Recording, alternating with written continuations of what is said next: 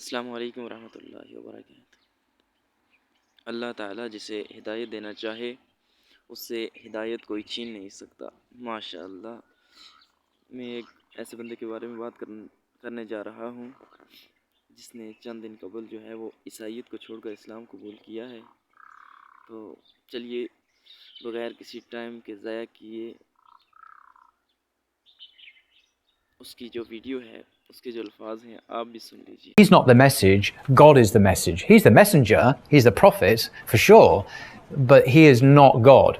In John, it gets a bit more difficult, more complicated. Jesus comes across as a somewhat divine figure. In the beginning was the Word, the Gospel begins, and the Word was with God, and the Word was God, and the Word became... یہ کہہ رہا ہے جی کہ عیسیٰ علیہ السلام جو ہیں وہ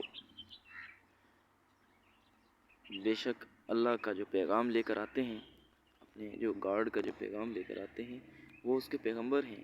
بے شک وہ اس کی طرف سے جو بولتے ہیں وہ الفاظ بولتے ہیں، لیکن وہ خدا نہیں ہیں۔ بہت سارے تحقیق کے بعد اسے پتہ چلا ہے کہ اللہ تو جو ہے کائنات میں، اللہ جو ہے بنانے والا جو ہے، کریٹر جو ہے، وہ ایک ہی ہے، وہ تو تین خدا نہیں ہے۔ جو عیسائی مانتے ہیں کہ وہ تین خدا ہیں، تین خدا تو کوئی نہیں ہے۔ اسے جو ہے اللہ تعالیٰ نے جو ہدایت دی ہے، اس کے بعد اس سے سمجھ آ گئی ہے کہ اللہ جو ہے کائنات کے اندر ایک ہی ہے۔